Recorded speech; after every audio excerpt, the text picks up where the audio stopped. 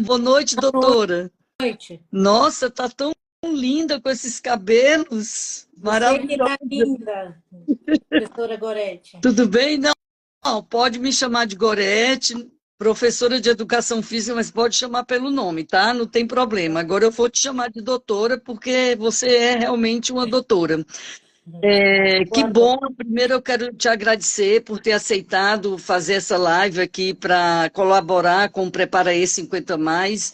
Eu já fiz várias lives, mas fazia 8 meses que eu não fazia. Agora eu estou retomando as lives e a nossa reestreia aqui está sendo com você. Então, muito obrigada, viu, por ter aceitado. Estou muito honrada. Professora Gorete, eu que tenho um prazer enorme, eu fiquei muito feliz com o seu convite. Eu espero que hoje seja uma noite memorável, que nós possamos falar sobre coisas muito interessantes e possamos, com isso, ajudar muitos dos nossos alunos. Entendi. Doutor, aqui a gente estava, enquanto você entrava, falando de onde é. Eu nasci em Fortaleza e moro em São Eu, Paulo. Você é de onde? eu sou de Brasília e moro em São Paulo. Ah, tá. Tá certo. Então, gente, a nossa live hoje é com a médica neurologista e neurocirurgiã, doutora Alessandra Lima. E o nosso tema vai ser cérebro e atividade física. Meu nome é Gorete Leite, para quem não me conhece ainda, porque agora de 8 meses para cá, entrou muitos seguidores no meu Instagram, então eu vou me apresentar. Eu sou professora de educação física, eu fiz a minha graduação em Fortaleza, depois eu vim para São Paulo e aqui eu fiz duas pós, uma em fisiologia do exercício e treinamento resistido na saúde, na doença e no envelhecimento na USP, São Paulo, e a outra é exercício físico como terapêutica na clínica médica na Unifesp, também aqui em São Paulo. Fora vários cursos, congressos que a gente vai fazendo ao longo da vida. A minha especialização é em pessoas idosas, 50 mais. Então, eu sempre dei aula para pessoas nessa faixa etária e adoro fazer o que eu faço, porque a pessoa idosa é uma pessoa que é muito bom a gente trabalhar, que são pessoas que fazem tudo assim corretamente. Às vezes o jovem quer fazer do jeito que ele quer, o idoso já é mais disciplinado, e isso é muito legal. Amo o meu trabalho. Também eu participei durante muito tempo de um projeto Cidadania Caminhadas com Segurança, idealizado pelo Dr. Fábio Ravaglia, e a gente ficou quase que 18 anos fazendo esse trabalho aqui no Parque Trianon. Foi muito interessante. E eu fui colaboradora na parte de atividade física, também a gente fazia algumas palestras e sempre tinha também um convidado, um profissional para falar sobre algum tema. Depois eu migrei para o Instagram e comecei em final de 2022, onde eu faço exercícios físicos de curta duração para incentivar e inspirar pessoas a serem mais fisicamente ativas, além das lives.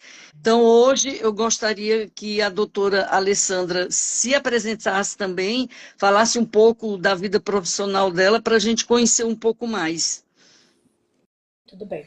Eu sou Alessandra de Moura Lima, sou neurocirurgiã e neurofisiologista clínica, formada na Universidade de Brasília, e eu fiz a residência de neurocirurgia aqui em São Paulo. Atualmente eu sou membro da comissão de título de especialista da Sociedade Brasileira de Neurocirurgia, sou conselheira da Sociedade Brasileira de Neurocirurgia Funcional e Cirurgia Estereotáxica, sou membro da American Epilepsy Association e faço muito trabalho associativo com a Academia Brasileira de Neurocirurgia, com a Sociedade de Neuromodulação. Opero em todos os hospitais privados de São Paulo. Tenho uma clínica aqui na Borges Lagoa, que é o Instituto Horus de Neurocirurgia. Tenho também uma clínica de vacinas aqui na Borges Lagoa. Esse trabalho com a vacina se deve ao fato de eu ter uma visão global do paciente, ficar preocupada com a prevenção, com todos os processos, né? Prevenção, cura e acompanhamento posterior à cura, manutenção da cura. Entendi. Nossa, tanta coisa, hein? Tanta Meu Deus! coisa sua, né? Você também tem muita coisa. Agora é o seguinte, então nós vamos dar início aqui à nossa live. Eu elaborei aqui umas perguntas até para ter um roteiro e me orientar. Antes de eu começar no tema propriamente dito, eu queria saber sobre a função do médico neurologista. O que é que um médico neurologista faz? O médico neurologista é um médico que está responsável pelo diagnóstico, tratamento de doenças do sistema nervoso, seja o sistema nervoso central, cérebro e medula espinhal, sistema nervoso periférico, que são os nervos que ligam o sistema nervoso central ao restante do corpo, e o sistema nervoso autônomo, que nada mais é do que o sistema nervoso responsável pelas funções involuntárias, como respiração, manutenção da pressão arterial, função cardíaca. E o neurologista, ele faz análise clínica desse paciente, ele faz o diagnóstico clínico, pede os exames que são necessários, ressonância, eletroencefalo, eletromio, conforme o que ele obtém de dados na consulta clínica e no exame clínico, e a partir daí ele faz o tratamento clínico desses pacientes. Essa é a função do neurologista. O neurologista trata todas as doenças do sistema neurológico. As doenças degenerativas, as doenças infecciosas, as doenças vasculares, tudo que esteja envolvido com o sistema nervoso. Entendi. E no caso, então, o neurocirurgião opera essas patologias, é isso? O neurocirurgião, ele também tem a responsabilidade de fazer o exame clínico, detectar as doenças diversas do sistema nervoso, central, periférico e autônomo, e indicar procedimentos cirúrgicos quando pertinentes. Mas ele também faz o tratamento clínico dos doentes até chegar o momento que ele fala, agora é cirúrgico esse caso. Ele é Entendi. responsável. Uma particularidade do neurocirurgião, por exemplo, em relação às patologias traumáticas do sistema nervoso, traumatismo craniano, traumatismo de coluna, isso já entra o papel do neurocirurgião no primeiro momento da doença. Compreendi. Agora, para a gente entender um pouco, as pessoas que são leigas nesse assunto, como é que é a anatomia do cérebro e a função dele? A anatomia do cérebro é uma anatomia belíssima, mas de uma maneira mais tranquila, que todos possam entender, o cérebro ele é dividido num arcabouço, ele tem a área de proteção, que é o crânio, primeiramente, a pele, o crânio, que é o osso, e aí vem as meninges, que vão fazer a proteção do tecido cerebral propriamente dito, e de fora para dentro, a gente vai ter o córtex, que é aquela substância mais superficial, formada por substância cinzenta, basicamente. Aí a substância branca, isso a gente falando em termos de fibras. E lá dentro a gente tem também ilhas de substância cinzenta. Agora, ele se separa, ele tem basicamente dois hemisférios. E esses hemisférios, eles vão ser divididos em lobos. Lobo frontal, lobo temporal, parietal e occipital. Cada um com uma função específica. O lobo frontal está mais associado à função, à iniciação dos procedimentos, a você iniciar uma atividade. Os lobos temporais têm uma relação muito grande com linguagem e com memória. Os lobos parietais, eles são associados, por exemplo, à gnosia, né? O modo como você interrelaciona as sensações adquiridas, audiovisuais, por exemplo. E o lobo occipital é responsável pelo processamento da visão adquirida a partir dos globos oculares. Tem ainda, quando você vai entrando mais profundamente, você vai encontrar a região do tálamo, hipotálamo e epitálamo, sendo o tálamo responsável pelo processamento, é como se fosse assim, um, uma... Ele processa as informações que estão vindo do córtex, indo na direção da medula, e também processa as informações que estão vindo da medula em direção ao córtex. É como se fosse uma via de passagem de informações. Não só passagem, ele processa essas informações de maneira que elas sejam entendidas por ambos os lados. E gere os processos pertinentes à nossa vida. Aí, o epitálamo e o hipotálamo juntos, eles estão associados.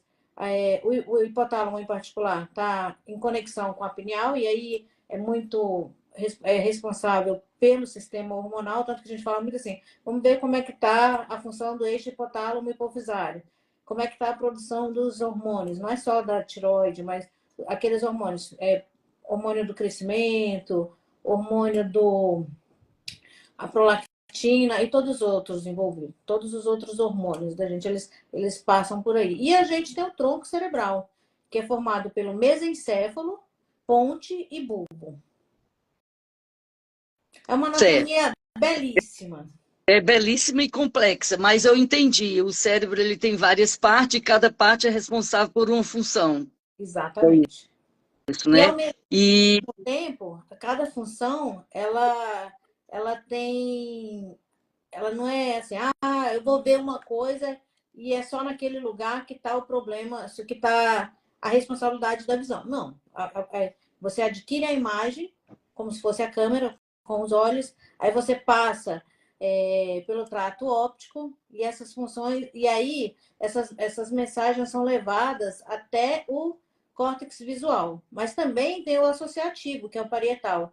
Não é só ver, é o processamento dessas informações. Entendi. Então, é uma engenharia muito complexa. Muito complexo mesmo, mas tudo bem. Eu já entendi que é dividido em várias partes, cada parte tem sua função, eles processam essas mensagens que levam para o corpo e é uma via de mão dupla. Agora, o que significa neurotransmissores e como é que é feito essa transmissão dos neurônios? Os neurotransmissores, eles são substâncias que servem para propiciar a conexão entre os neurônios. No momento que tem um impulso elétrico, existe o surgimento de neurotransmissores no que a gente chama de fenda sináptica, conforme a localização dentro da circuitaria cerebral, aí vão ter diversos neurotransmissores sendo dispensados ali. E, ao mesmo tempo, esse neurotransmissor surge na fenda sináptica e ele vai se ligar ao outro neurônio, de maneira que essa conexão, essa sinapse, seja efetiva e consiga fazer a função que é designada para aquela área. Dentre os neurotransmissores, a gente tem aí a dopamina, que todo mundo conhece muito bem, que está associada aos movimentos, a serotonina, que está muito envolvida nas questões de humor, ansiedade, depressão, oscilação de humor entre ansiedade e depressão. Temos o ácido gama-amino butírico, que a gente chama de GABA, e outros tantos. Entendi. Agora, ainda falando desse assunto do cérebro, eu queria saber quais as principais patologias que afetam o cérebro. Se fizesse um resumo, eu sei que são muitas, mas assim, as principais, principalmente no idoso, né? Uma maneira da gente conseguir entender as doenças que acometem o sistema nervoso, de uma maneira geral, existem doenças que são degenerativas. Entre essas doenças degenerativas, nós temos essas doenças que envolvem declínio cognitivo, basicamente, que sendo a principal a doença de Alzheimer, mas temos também aí uma que as doenças que são associadas a distúrbio do movimento e a declínio cognitivo, como o parkinsonismo, a doença de Parkinson.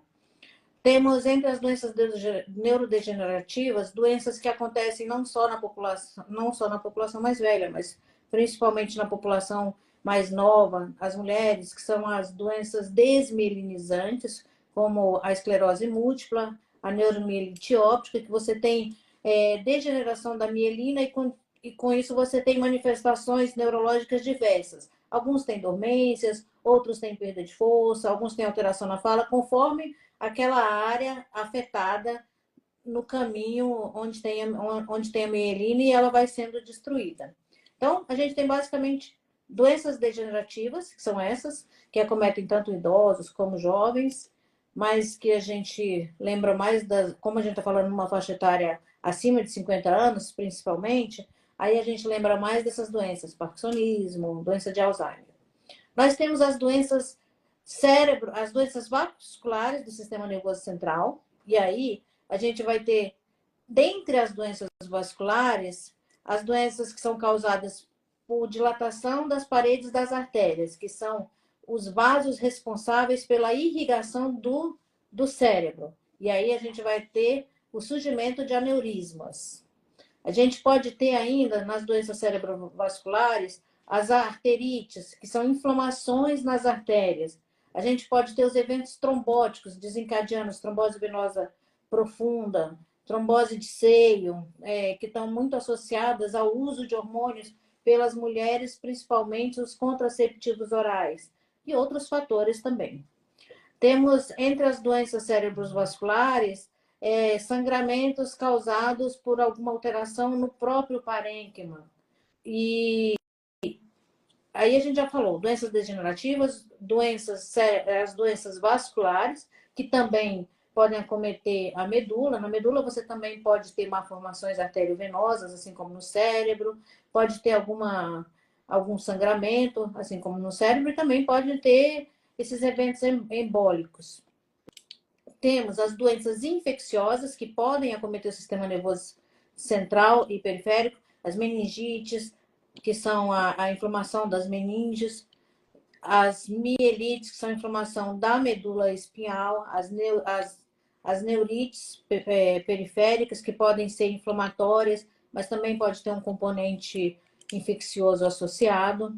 Nós temos ainda as doenças traumáticas do sistema nervoso central, traumatismo crânioencefálico, traumatismo raquimedular, traumatismo que envolve os nervos, por exemplo, quando você cai da bicicleta, da moto, e pode ter uma lesão do plexo braquial, e aí você vai ter uma perda da função da mão, do braço, mesmo não tendo tido uma lesão no cérebro ou na medula. Por quê? Ali da medula vão sair os plexos.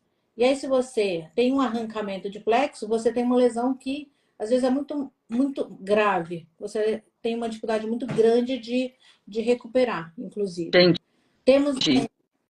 Temos mais doenças, né? Certo. As degenerativas, falamos das doenças cerebrovasculares, das traumáticas e as doenças neoplásicas, sejam elas benignas ou malignas. Dentre as benignas, são muito conhecidas na mulher na época reprodutiva, os meningiomas, que tendem a diminuir ou a estabilizar após a menopausa. Entendi. Agora, e esses eventos que às vezes a pessoa tem como AVC, derrame, isso também é cerebral, é uma doença também? Ou Sim. é um evento? São doenças. Por que você tem um derrame? Que seria um acidente vascular cerebral hemorrágico.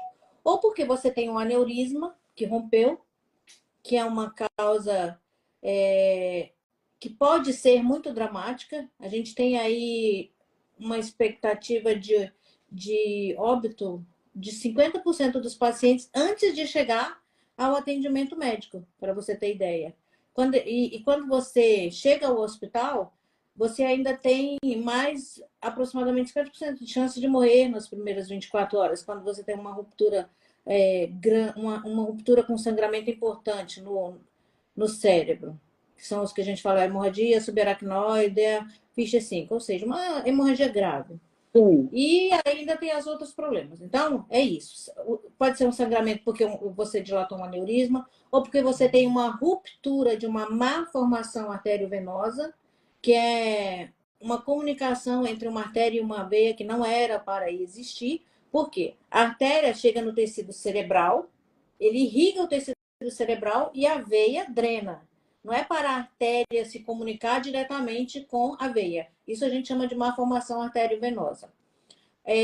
Você tem também a microangiopatia, que vai acontecendo conforme o cérebro vai envelhecendo, você vai tendo fragilidades e você pode ter sangramentos.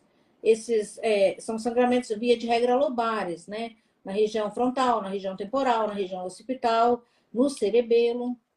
Temos ainda os acidentes vasculares cerebrais causados por um trombo, e aí são isquêmicos.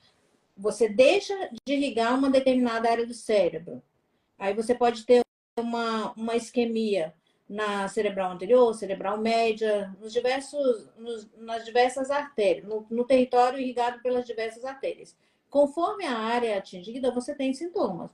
Você vai ter perda de força, perda da linguagem, perda da visão, perda do equilíbrio. Entendi. E esse acidente vascular cerebral, geralmente, ele é causado por um entupimento, você fala isso? Foi isso que você falou? Não, então, é assim.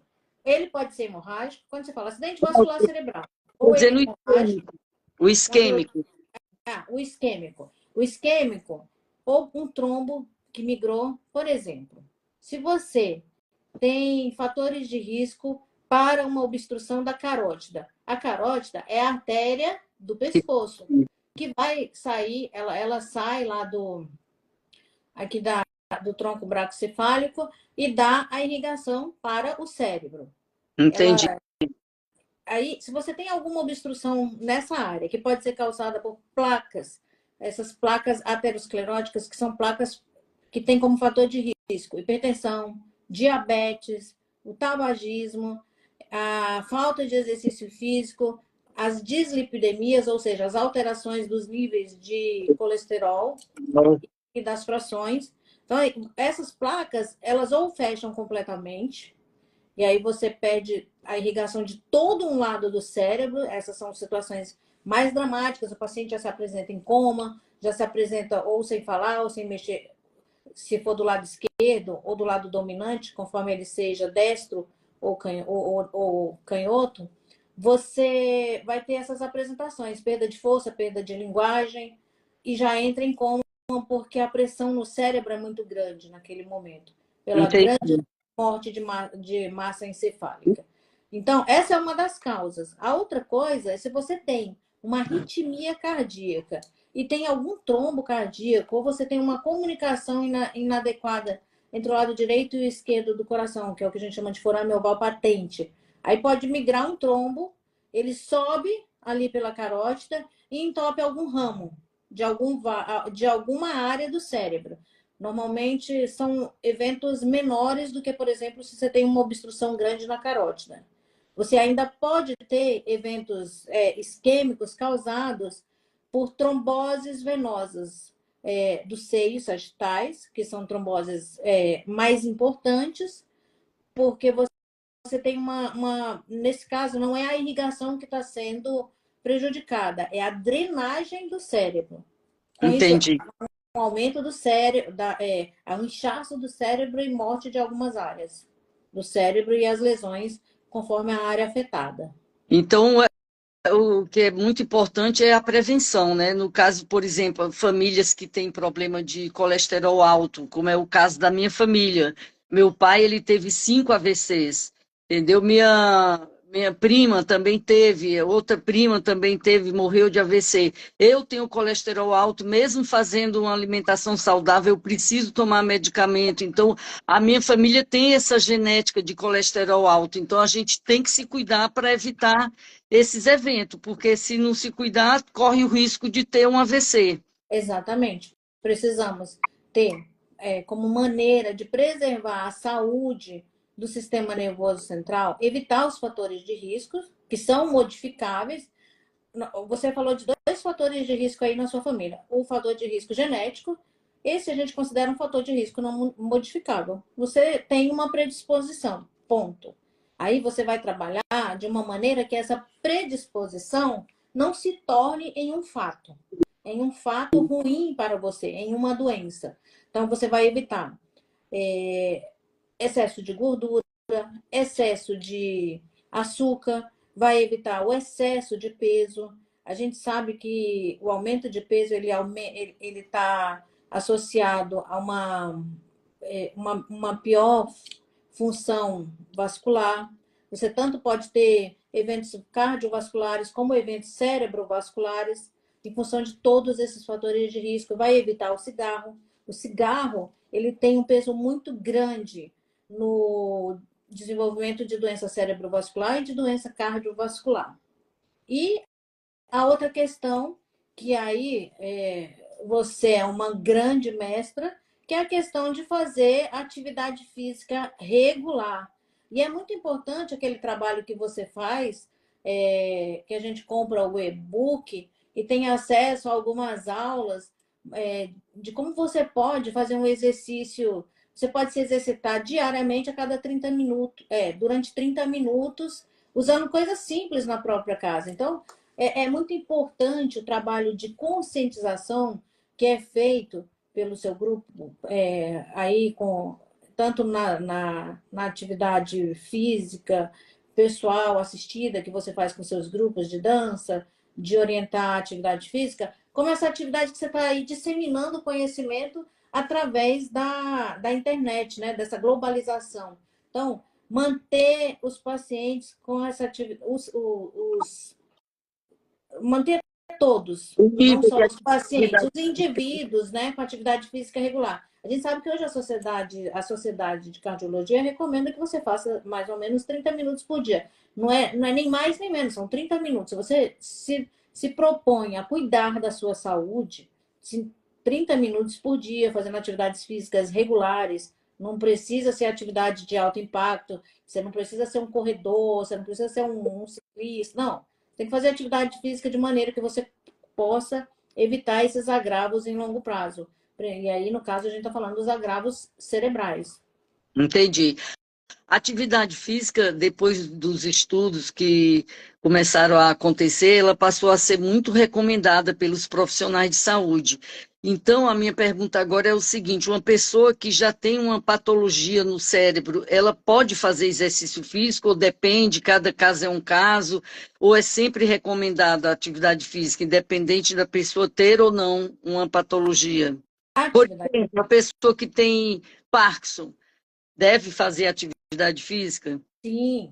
A atividade física, ela deve ser feita por todos os indivíduos conforme as próprias limitações. E, por exemplo, conforme o seu organismo. Se um paciente tem parkinsonismo, você concorda que ele não é um paciente, não é uma pessoa candidata a fazer uma corrida de alta performance? Não é esse o objetivo. Mas a gente tem que oferecer a essas pessoas exercícios que melhorem o equilíbrio, que, via de regra, é comprometido, porque com isso você oferece a eles a oportunidade de melhorar a plasticidade cerebral. Isso nós já discutimos previamente com a Sueli, com a Sueli Sato, nossa amiga, que a plasticidade cerebral não é uma coisa que é só das crianças até os 3 anos, que é o período máximo. É uma coisa que acontece da hora que a gente nasce até a hora que a gente morre.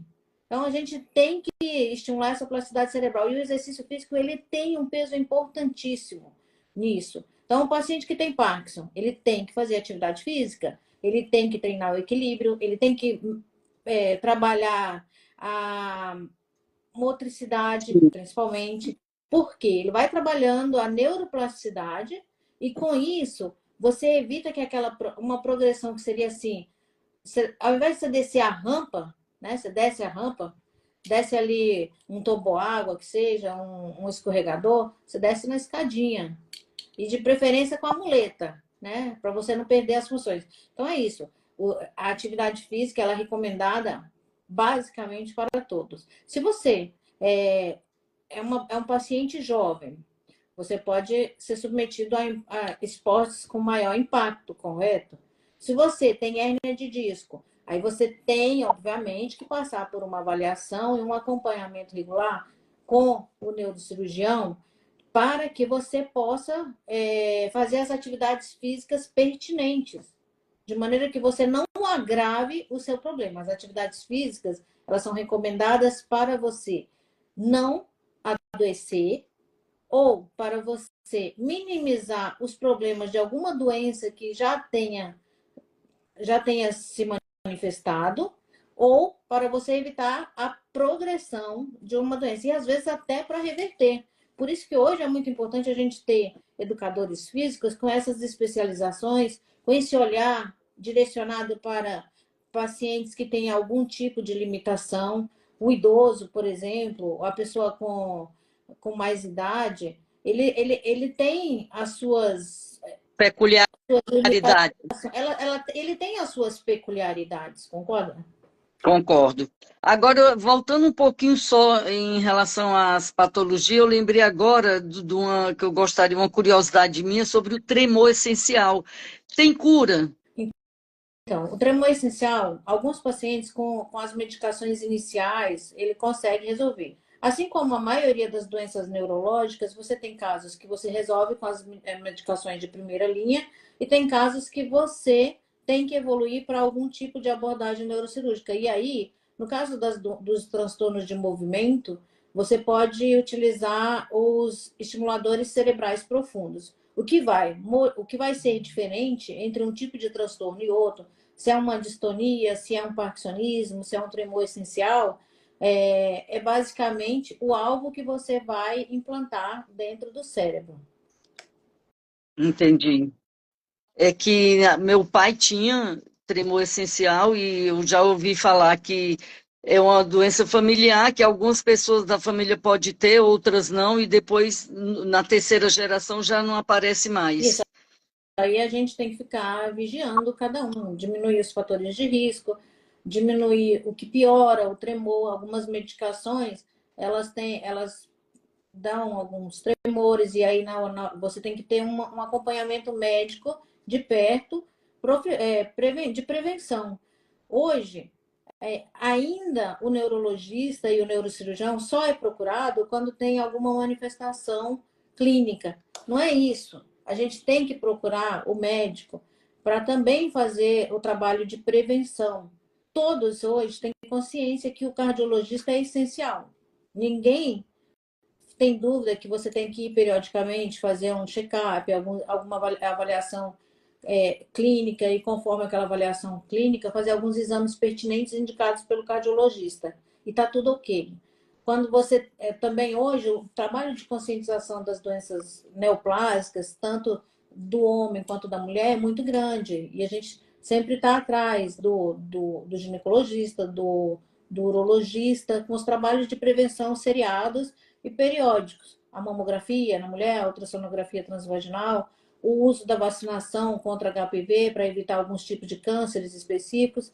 Então, isso está bem consolidado, que bom, mas a gente precisa consolidar que também é necessário fazer o trabalho preventivo com os médicos que cuidam da saúde neurológica.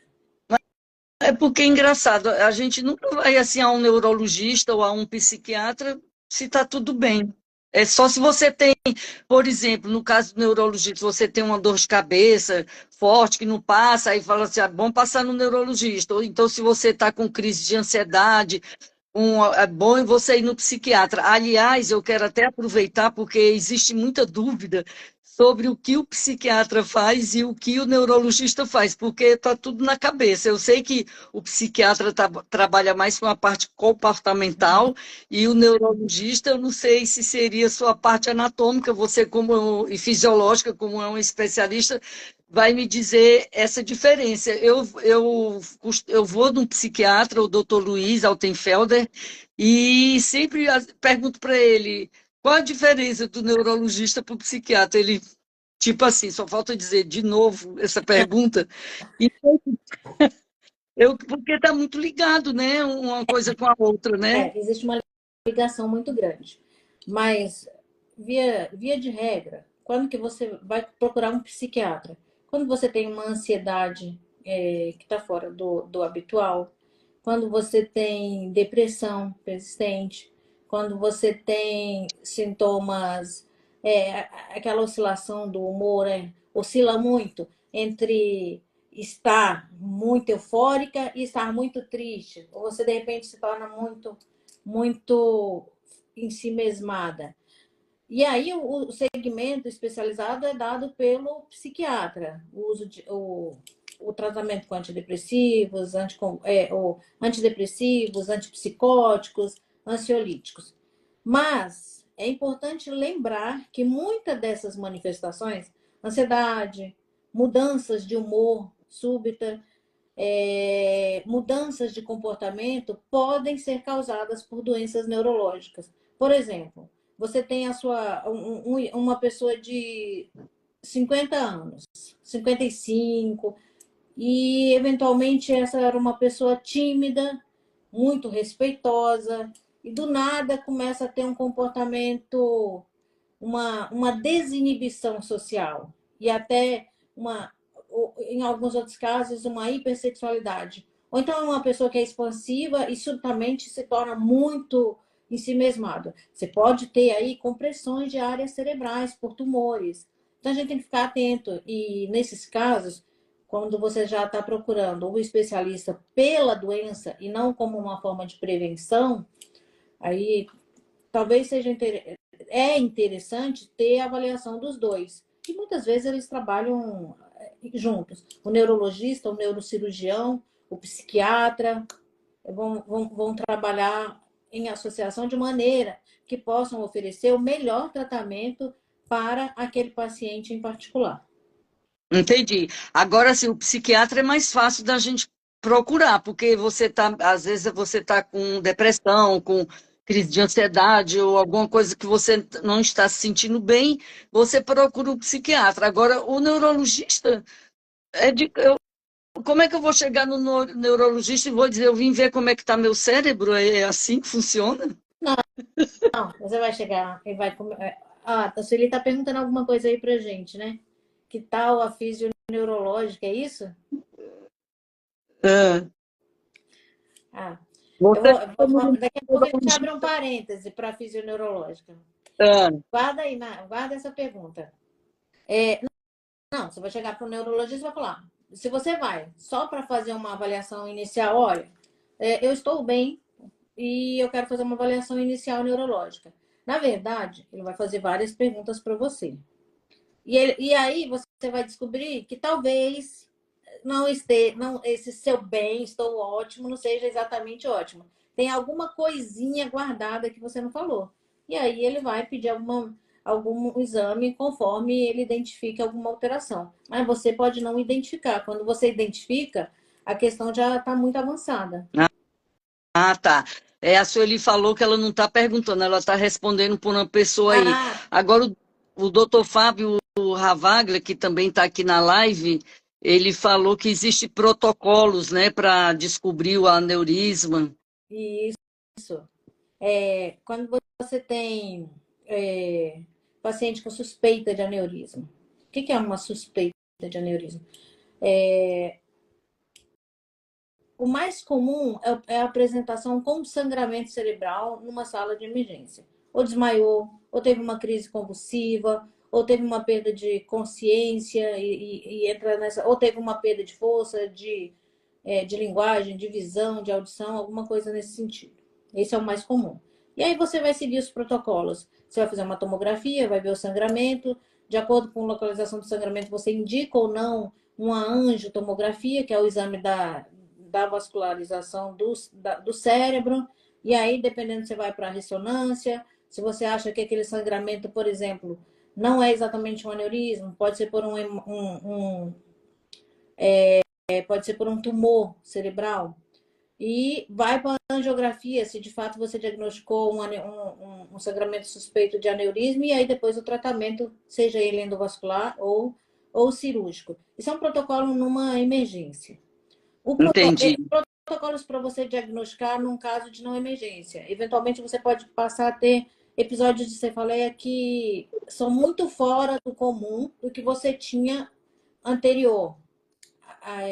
Você às vezes tem uma cefaleia leve, aquela cefaleia tensional do fim de tarde, a cefaleia de quando o marido irrita, o filho irrita, o patrão irrita, o funcionário irrita.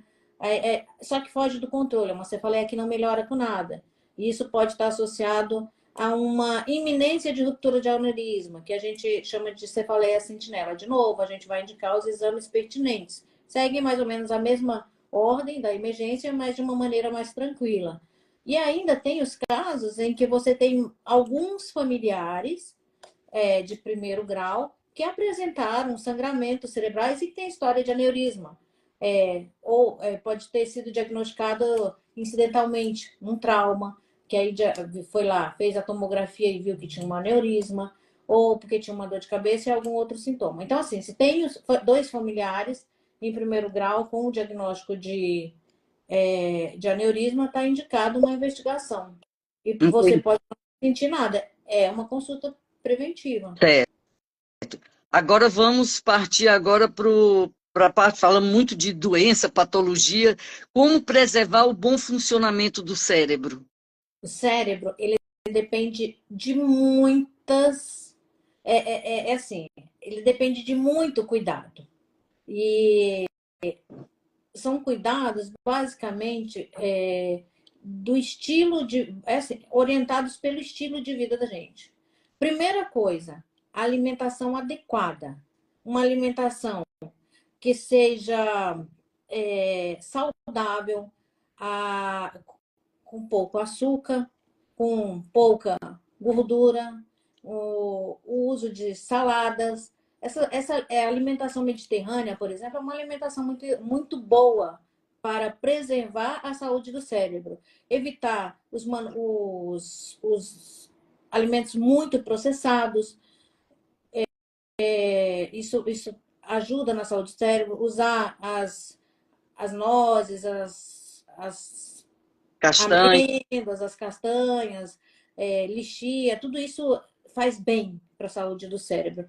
Então, uma dieta saudável. Em segundo lugar, evitar os fatores de risco.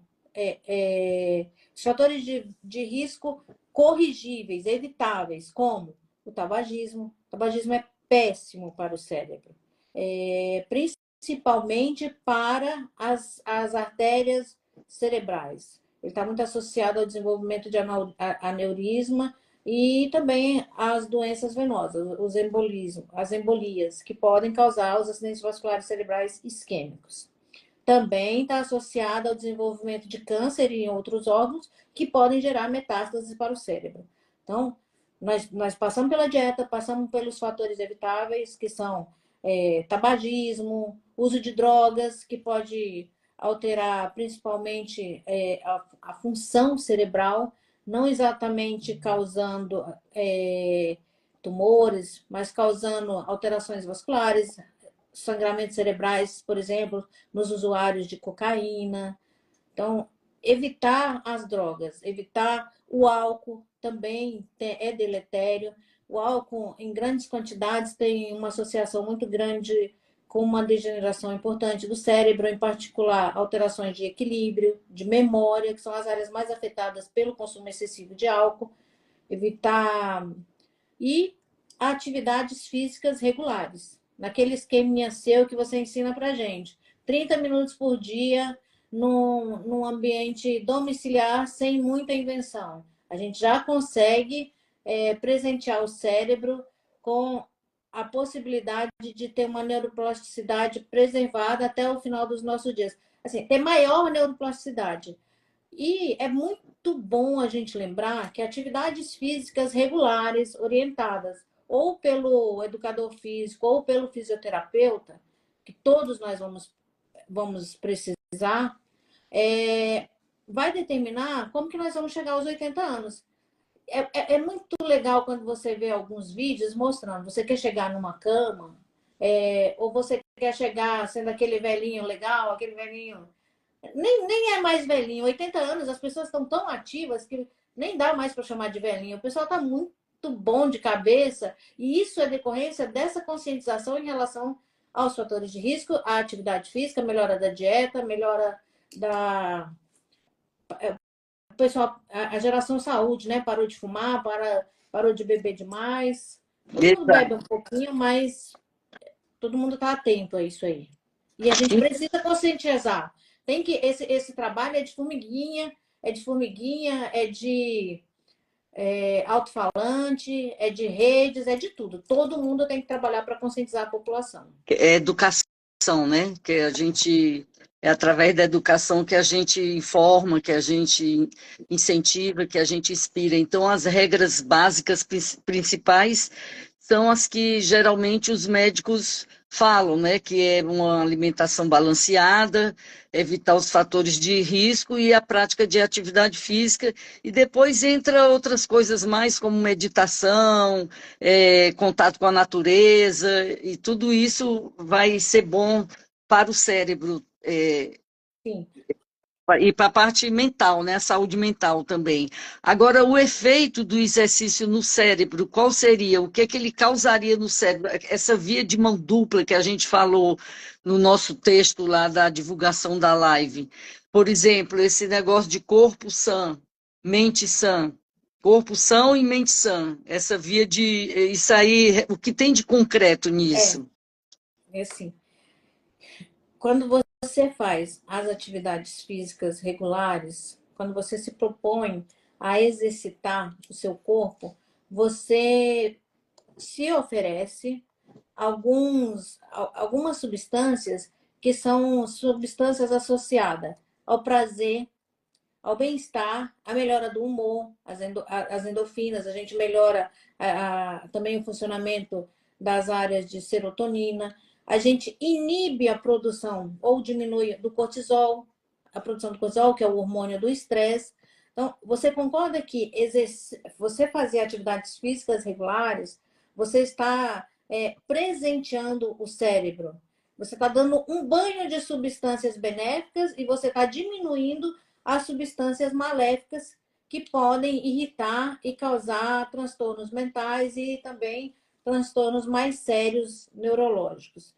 Então, é muito bom, é muito benéfica a atividade física para o funcionamento do cérebro e do coração e do pulmão, né? Do corpo inteiro. A gente precisa trabalhar essa questão de musculatura. É muito importante. E aí, ninguém melhor do que você para falar para a gente o quanto é importante reforçar a musculatura. Por exemplo, essa musculatura é muito importante a gente trabalhar a musculatura da lombar, a musculatura pélvica, a musculatura abdominal, porque você fortalece a coluna lombar, evita as patologias degenerativas da coluna lombar, diminui a incidência de hérnia de disco, de dores lombares. Então, você está presenteando o sistema nervoso central e também o periférico, que você melhora os nervos, você diminui a compressão dos nervos periféricos. Isso fisiologicamente falando, e sem falar da higiene mental, né, que você faz quando você faz uma caminhada, quando você faz um exercício. E quando eu dava aula em academia, assim, no meio da aula eu dizia assim, ai, que delícia, porque vinha aquela sensação realmente de prazer, né? Tinha alunas que brincavam e diziam, ah, delícia é tomar um sorvete, delícia é fazer outra coisa e tal. Mas realmente a atividade física, como você está falando aí, eliminar os fatores aí maléficos, né? E aumentar os benéficos, isso na parte fisiológica. E na parte mental, que é fundamental, né? Mental fundamental, até rimou, porque é importante demais você se sentir bem, você se sentir com energia, com disposição, você se sentir capaz. Então, eu acho que tanto essa parte orgânica, física, como a saúde mental, eu acho assim importantíssimo a prática regular de E atividade física. aí, professora, quando você. A gente falou do que o exercício pode fazer para o cérebro. E o que o cérebro, né? O que o cérebro pode fazer com o nosso corpo? Se Sim. você consegue trabalhar os aspectos externos, que são agentes estressantes, se você consegue usar o mindfulness, a yoga, as terapias, a meditação, a respiração controlada, você também consegue aumentar os neurotransmissores benéficos e diminuir os neurotransmissores maléficos. Com isso, você consegue melhorar a imunidade e diminuir a incidência de doenças infecciosas. Você também consegue, aí é a mão dupla. Você consegue ter mais disposição, você consegue trabalhar melhor, consegue fazer melhor, em melhor intensidade e com maior produtividade as atividades físicas que são essenciais para também regular o funcionamento cerebral. Você vê como é interessante. De fato, o nosso corpo é uma via de mão dupla sempre, né? Todos Em os órgãos relação, interagem entre si. em relação ao cérebro, né? Isso. Tá. Agora, o que você recomendaria? Bom, você já recomendou aí que a pessoa acima de 50 anos que deseja iniciar, que deve fazer pelo menos 30 minutos, que é importante, porque é bom para a parte fisiológica do cérebro, que é bom para a saúde mental, para o corpo, etc. e tal. Agora, a gente já está chegando aqui no final da live. Ah, que pena. Nem vi o tempo passar, né? E eu gostaria mais, nós vamos combinar de fazer mais lives, porque esse assunto é um assunto muito complexo e eu acho que tem muita coisa para se falar a respeito disso. Vamos sim. Eu queria que você deixasse uma mensagem aqui para os nossos seguidores aqui, e o que você gostaria de falar sobre o cérebro, atividade física, ou alguma mensagem de incentivo, alguma coisa que você pudesse deixar aqui para os nossos seguidores. A atividade física, ela é essencial para a perfeita saúde corporal e do cérebro. Nós precisamos da atividade física em todas as fases da vida. É importante estimular a atividade física desde a criancinha, colocar para fazer uma natação, um esporte, um vôlei. Tem que incentivar. A atividade física é muito importante. Não é à toa que nos Estados Unidos as pessoas ganham bolsas nas universidades baseado no desempenho esportivo. Não é à toa. É muito importante, eles dão muita importância à saúde física e ao desempenho. Se todos precisam fazer, a partir dos 50 anos, a gente tem alguns cuidados, mesmo que a pessoa seja rígida. É importante que a pessoa com mais de 50 anos ele passe por uma avaliação clínica inicial, uma avaliação cardiológica, uma avaliação neurológica, de maneira que ele possa fazer uma atividade física que seja realmente benéfica para ele. Se ele tem alguma alteração no joelho, o ortopedista vai orientar o que deve ser feito de maneira que ele consiga fortalecer a musculatura adjacente e diminuir a degeneração, diminuir a progressão daquela doença do joelho. O paciente que tem uma doença na coluna, ele também precisa de atividade física, e aí é importante ele passar com um neurocirurgião para poder fazer a orientação de quais são os exercícios mais adequados. Obviamente que se você tem uma hérnia de disco, não é adequado você fazer esportes de impacto, porque você pode piorar essa compressão da raiz e causar danos mais sérios. Então, Sim. é importante ter uma avaliação clínica inicial. Conforme você tem alguma alteração, você passa com a avaliação com o cardiologista. Esse todo mundo tem que passar, obviamente, com o cardiologista, para ver se ele tem reserva cardíaca para o que ele está se propondo a fazer.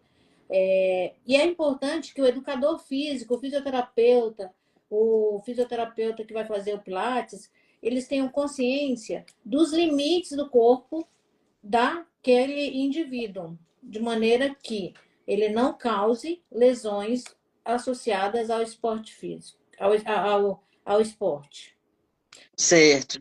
Lembrar que o trabalho dos educadores físicos é um trabalho que deve ser muito, assim, a gente tem que dar parabéns para esses grupos aí, porque enquanto o médico está aqui tentando salvar o leite derramado, eles estão evitando que esse leite derrame. Então a gente tem que valorizar e tem que parabenizar essas atitudes, esse tipo de ação que você faz de estimular a atividade física não só no domínio de uma sala de aula, mas também num domínio público, fazer iniciativas direcionadas para a população. É isso que a gente precisa. Que do outro lado as pessoas evitem que o paciente, que o indivíduo se torne doente. Certo. A doutora está falando de um desafio que eu criei, que são 10 aulas de 30 minutos para a pessoa fazer em casa, e ela já adquiriu o desafio, está Com fazendo já. certeza.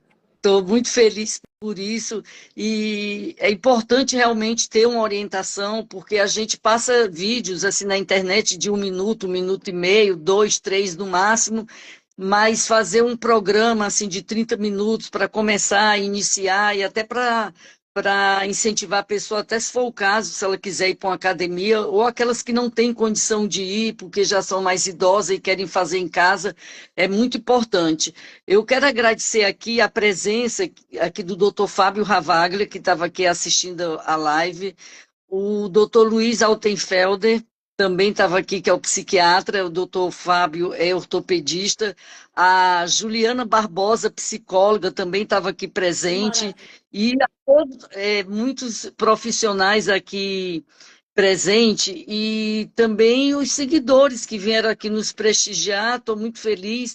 E, doutora, já vamos nos comunicar para combinar uma próxima live, porque tem muito assunto mesmo para ser falado, com essa relação do cérebro com o exercício e muitas outras coisas mais. Eu quero falar também sobre vacina, porque é muito importante, as pessoas têm medo de se vacinar. A doutora tem uma clínica de vacinas, e eu até agora já estou me preparando para ir lá fazer a vacina da herpes zoster, né, doutora?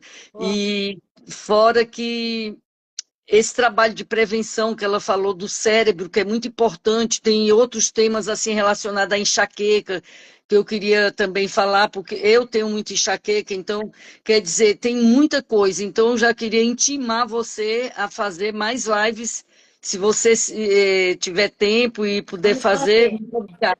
Eu só queria que você falasse rapidamente sobre a sua especialização de cirurgia que você faz de epilepsia refratária. O que significa isso?